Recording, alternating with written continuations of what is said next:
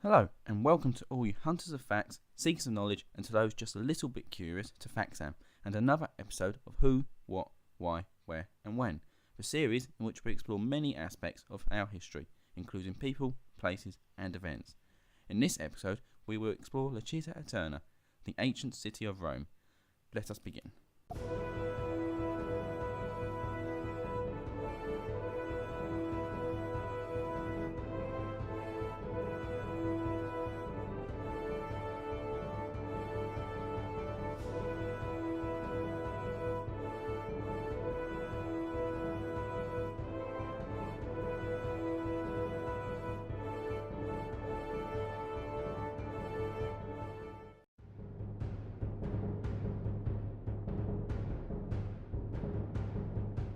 Before we begin, it is important to note we will only be covering the history of the city itself, only briefly touching upon the empire it built, which we may return to in greater detail in a later video. Located in the central western portion of the Italian peninsula along the Tiber River, the exact date and manner of Rome's founding is a little unclear. The ancient Romans themselves were certain of the date being 21st of April, but were not sure of the year. Many recent suggestions for the year have been thrown around, with 753 BC eventually becoming the most commonly accepted. Recent archaeological digs unearthed evidence of a fortification wall dating from the middle of the 8th century BC, which would match this date. There are also several myths surrounding the manner of the city's founding. The most popular of these is the story of Romulus and Remus. Romulus and Remus were twins who were abandoned near the Tiber, where they survived by suckling on a she-wolf. As adults, they decided to found a city together, but after a disagreement, Romulus killed Remus and named the city after himself.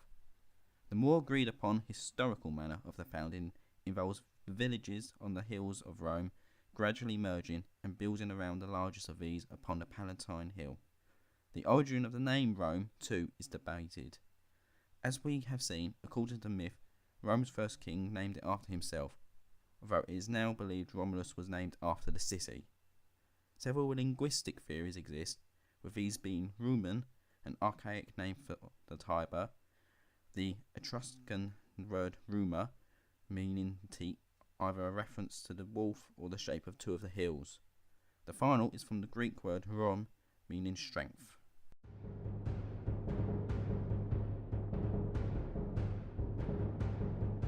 Traditional accounts of Rome's early years dictate that in its first couple of centuries, the city was ruled by 7 kings, lasting 243 years. Romulus, Numa Pompilius, Tullius Hostilius, Ancus Marcius, Tarquinius Priscus, Servius Tullius, and Tarquinius Superus. However, this account is today largely discounted due to much of Rome's early history being lost after the city was sacked in 387 BC. Back in 509 BC, the last king of Rome was expelled and the city established an oligarchic republic. This began a period of both internal struggles and constant warfare against populations of central Italy. After many military successes, Rome had increased its territory and controlled most of central Italy. This increase in territory gave Rome new enemies, most notably the Gauls, who controlled most of northern Europe, including northern Italy. In 387 BC, the Fenians, led by Varenus, marched 130 kilometers to Rome, sacked the city, and immediately withdrew. Rome quickly rebuilt and went on the offensive. By 290 BC, Rome had taken control over half of the Italian peninsula. By the end of the century, it controlled almost the entirety of the peninsula, plus the larger islands. However, this expansion caused problems. It brought Rome into conflict with Carthage, a city located on the coast of modern Tunisia and one of the most powerful cities on the western Mediterranean, only rivaled in wealth and power by Rome itself. The two cities' conflicts of interest led to the 3 Punic Wars, which lasted between 264 and 146 BC. The first, 264 to 241 BC, was initially fought on land in Sardinia, which saw Rome with the advantage. Carthage decided to move the war to a more naval-based combat using their much larger navy, which initially succeeded. Rome responded by building over 100 warships in 2 months and innovating the use of the corvus, an assault bridge. Rome gained an advantage and eventually won the war, and in 241 BC, Carthage signed a treaty demanding that they evacuate Sicily and pay Rome a large war indemnity. The peace didn't last, and in 218 BC the Second Punic War began. This is most famous for Hannibal's infamous crossing of the Alps, in which he surprised Rome by attacking Italy from the north. Despite winning several battles, he lost his siege engines in the Alps, meaning he was unable to attack Rome itself. His plan to turn Rome's Italian allies against the city also failed, and eventually Hannibal was forced to retreat. The Third Punic War, 149 to 146 BC, mainly involved a 3-year siege of the city of Carthage itself, ending in the city being utterly destroyed and the remaining 50,000 inhabitants sold into slavery. At around the same time, Rome also fought the 3 Macedonian Wars between 212 and 148 BC. These began after Philip V of Macedon formed an alliance with Hannibal. Rome initially wanted to merely distract the Macedonians and prevent them from aiding Hannibal in Italy. By the end of the wars, Rome had complete control over Greece and was the sole dominant force in the Mediterranean region. The following century saw Rome face many challenges, mostly internally, with both the social wars and the slave uprisings, which forced Rome to make changes to the way it treats its allies and subjects. In 49 BC, after a successful campaign conquering Gaul, Caesar marched against Rome and, after being victorious in the Second Roman Civil War, declared himself dictator for life. However, this did not last long, as in 44 BC he was assassinated. This led to a power struggle and a civil war between Marcus Antonius and Octavian between 44 and 31 BC, which was eventually won by Octavian, who took the name Augustus. Many agree this moment marked the end of the Roman Republic and the beginning of the Principate.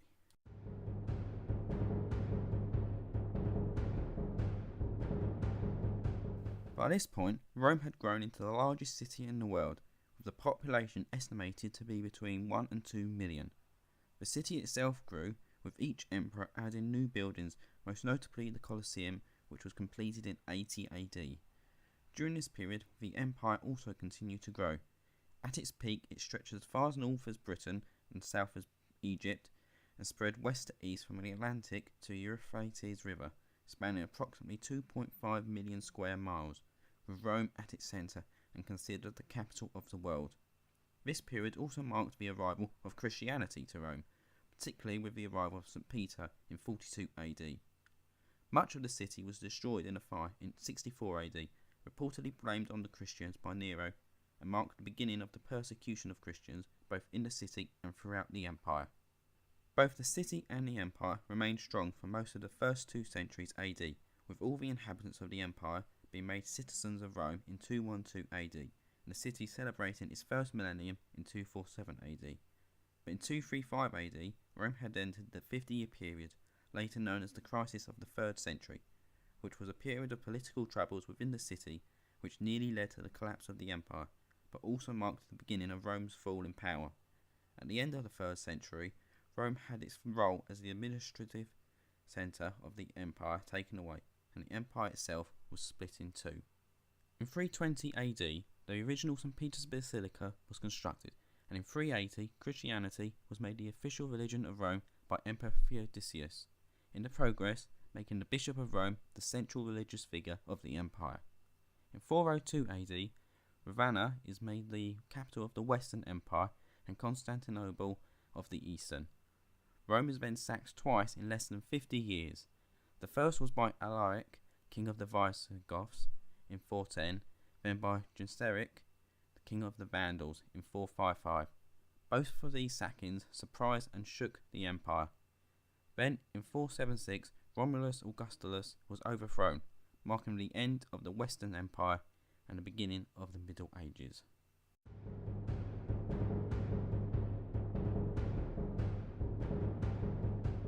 Rome had begun to fall into disrepair. Years of invasions and switching control during the Gothic Wars left it near abandoned, with most of the population of less than 50,000 concentrated in one area. Lower parts of the city became flooded and marshland due to the neglect of the drainage system, the embankments of the Tiber, and the neglected aqueducts beginning to fall apart. In 663, Rome received its first imperial visit in 2 centuries, but during this, most of the metal was stripped from the buildings to be reused in wars. In 800 AD, Charlemagne was crowned Emperor of the Holy Roman Empire in the city. In 846, Saracens looted St. Peter's Basilica, but failed to penetrate the city walls and attack the city itself. The city fell into feudal anarchy, a period which eventually forced the papacy to reform, decreeing the Pope would only be elected by cardinals. In 1086, the city was sacked and burned again, this time by the Normans of Robert Guiscard. In 1200 AD, the city developed into a commune, although it was never fully autonomous due to the struggles between the noble families of the city, the Pope's position, and the population not wanting to let go of the city's glorious past. In 1300, Pope Boniface VIII declares the first Christian Jubilee, or Holy Year, which reportedly brought millions of pilgrims to the city. In 1309, Pope Clement V, with support from the French, moved the papacy away from Rome to Avignon, but was restored back to Rome by Pope Gregory XI in 1377. In 1417, Pope Martin V was elected and began to lay the foundation for Rome's rebirth.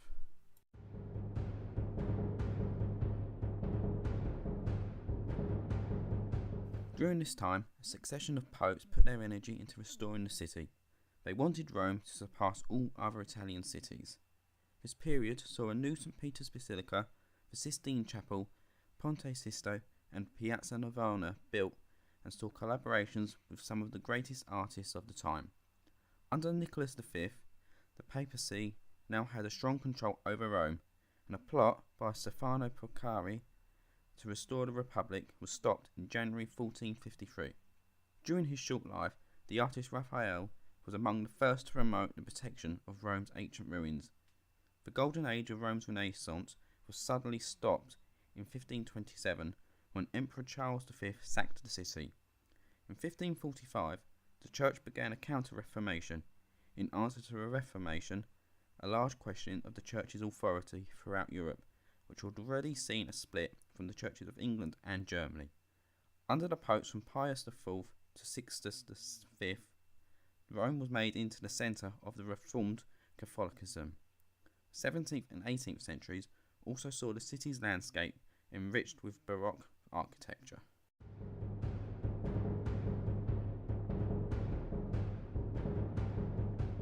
In 1797, Rome was captured by Napoleon and shortly after made into a new Roman Republic. Napoleon's forces were driven out in 1799, only to retake the city in 1801 and hold it until 1814. After Napoleon had been defeated, the church state under the Pope was restored.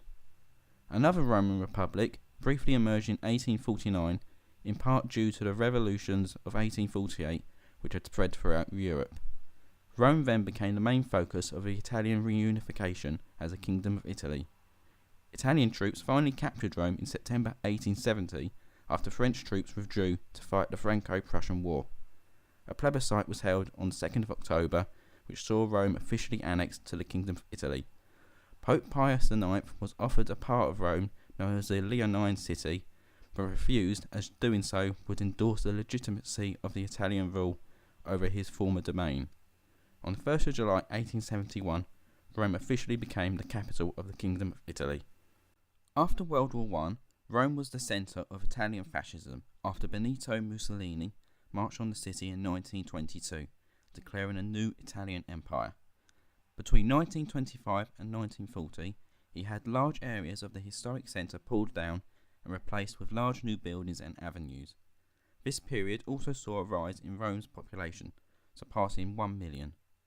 In 1929, the Lateran Treaty was signed, seeing the creation of the Vatican City, an independent state within Rome itself.